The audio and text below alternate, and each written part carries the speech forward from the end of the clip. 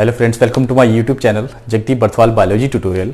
And आज इस video में पढ़ने वाले हैं द इम्पोर्टेंस ऑफ वेरिएशन। देखिए, अगर आपको वेरिएशन वर्ड को डिफाइन करना हो तो आप कैसे डिफाइन करेंगे? Difference between individuals with in a species, यानी कि एक दी गई स्पीसीज में दो इंडिविजुअल्स के बीच में जो डिफरेंस है या जो डिफरेंस हम दोनों के बीच में देखने को मिल रहा है उसे हम वेरिएशन कहते हैं। ओके, अब देखिए आपकी एनसीईआरटी में पेज नंबर 128 पे ये टॉपिक दिया हुआ है द इंपॉर्टेंस ऑफ वेरिएशन, और एक लाइन दी हुई है population of organisms fill well defined places और niches in the ecosystem using their ability to reproduce.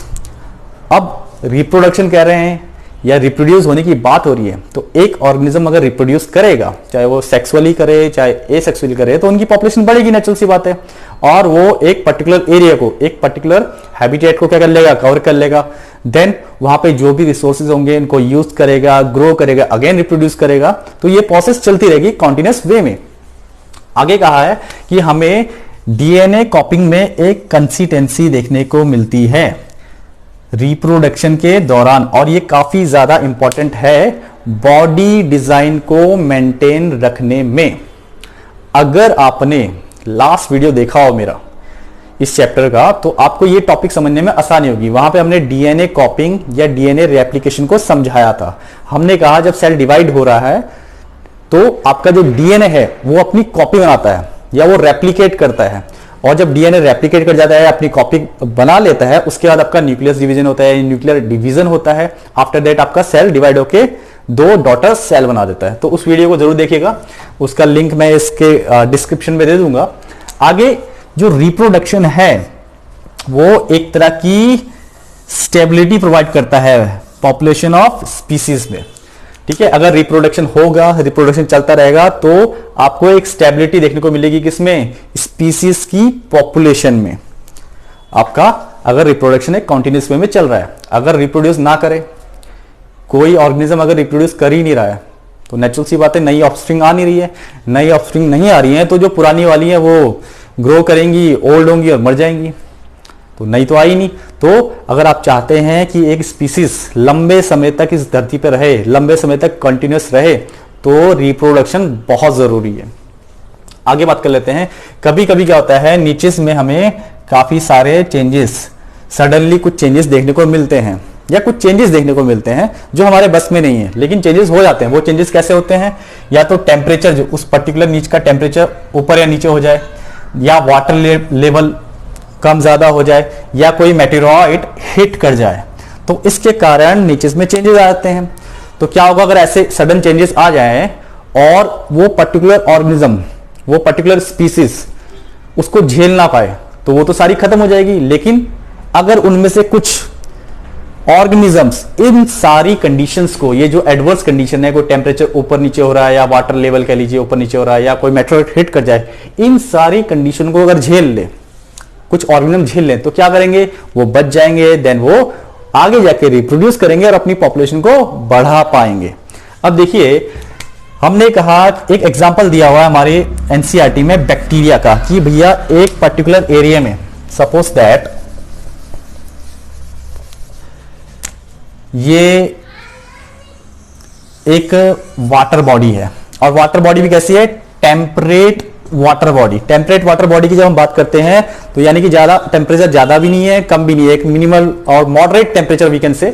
तो एक मॉडरेट टेम्परेचर वाली वाटर बॉडी है। हम गैस कर लेते हैं, एनसीईआरटी में दिया नहीं है, मान लेते हैं कि सपोज करो यहाँ पे 60 डिग्री सेल्सियस टेम्परेचर है इस वाटर बॉडी का। ये मैं लिख देता हूं, एक वाटर हमारा सोर्स है या बॉडी है। अब इस वाटर सोर्स में कुछ आपके बैक्टीरियाज थे। अब ये कुछ बैक्टीरिया बना दिए मैंने, सपोज करो बना दिए, सपोज करो मैंने इसको दे दिया ए नाम, इसको बी, इसको सी, इसको डी। ये 4 बैक्टीरिया थे जो 60 डिग्री सेल्सियस टेम्परेचर पे, एक मॉडरेट टेम्परेचर पे आराम से सर्वाइव करते हैं। लेकिन क्या हुआ, धीरे धीरे यहां का टेम्परेचर बढ़ने लगा। अब जब यहां का टेम्परेचर बढ़ने लगा, किस कारण? Global warming. आपने सुना होगा, आपके अर्थ का टेम्परेचर बढ़ रहा है डे बाय डे, तो ये टेम्परेचर धीरे धीरे इस वाटर बॉडी का बढ़ने लगा। पहले 60 था, अब 60 से ऊपर जाने लगा। ये जो बेचारे बैक्टीरिया थे ये 60 डिग्री सेल्सियस पे आराम से सरवाइव कर सकते थे, लेकिन टेम्परेचर बढ़ के हो गया भैया 70 डिग्री सेल्सियस। अब जब 70 80 ऐसे बढ़ रहा है तो इन बैक्टीरियाज को प्रॉब्लम होने लगी। और हुआ क्या, अल्टीमेटली इनमें से बेचारा ए इस टेम्परेचर को झेल नहीं पाया, बी भी नहीं झेल पाया और सी डी झेल गए किसी कारणवश। तो ए बी इस टेम्परेचर को नहीं झेल पाए तो वो बेचारे मर गए। अब सी और डी इस 70 डिग्री सेल्सियस टेम्परेचर को, यानी कि ये जो टेम्परेचर इंक्रीज हो रहा था ग्लोबल वार्मिंग के कारण, उसको झेल गए। जब ये झेल गए तो यानी ये बच गए तो आगे जाके ये ग्रो करके रिप्रोडक्शन करके अपनी पॉपुलेशन को बढ़ा लेंगे और इन्हीं के कारण इनकी स्पीसीज बची रह जाएगी। तो ये कैसे बचे, क्योंकि इनमें कुछ वेरिएशन था जिसके कारण इस टेम्परेचर को ये झेल पाए और यही चीजें आगे ट्रांसफर कर देंगे और अपनी पॉपुलेशन को रिप्रोडक्शन से बढ़ा देंगे। ओके, सो वेरिएशन क्या होता है, स्पीसीज को लंबे समय तक कंटिन्यूस रखने में भी हेल्प करता है। अगर वेरिएशन होगा तो आपका पर्टिकुलर ऑर्गेनिज्म सरवाइव कर पाएगा लंबे समय तक इस धरती पे, क्योंकि चेंजेस तो आपको पता है चेंजेस तो होने ही होने, और जब चेंजेस होंगे तो उन चेंजेस को जो झेल पाएगा वो ही सरवाइव कर पाएगा, जो नहीं झेल पाएगा वो मर जाएगा। यहां पे भी क्या हुआ, यहां पे ए और बी ये जो टेम्परेचर 60 से 70 चला गया था उसको झेल नहीं पाए, इसलिए वो मर गए। लेकिन सी और डी ने इसको झेल लिया इस टेम्परेचर को, तो वो बच गए। क्यों बचे, क्योंकि उनमें कुछ वेरिएशंस थी और उन वेरिएशन के कारण वो बच गए। अब बच गए तो नेचुरल सी बात है वो रिप्रोड्यूस करेंगे, अपनी पॉपुलेशन को बढ़ाएंगे। तो वेरिएशन इवोल्यूशन में भी बहुत इंपॉर्टेंट रोल प्ले करता है। आपको पता है इवोल्यूशन एक लंबी ग्रेजुअल प्रोसेस है, काफी धीरे धीरे ये प्रोसेस चलती है। सो जिसमें वेरिएशन होगी वो सरवाइव कर जाएगा, जिसमें वेरिएशन नहीं होगी वो सरवाइव नहीं कर पाएगा।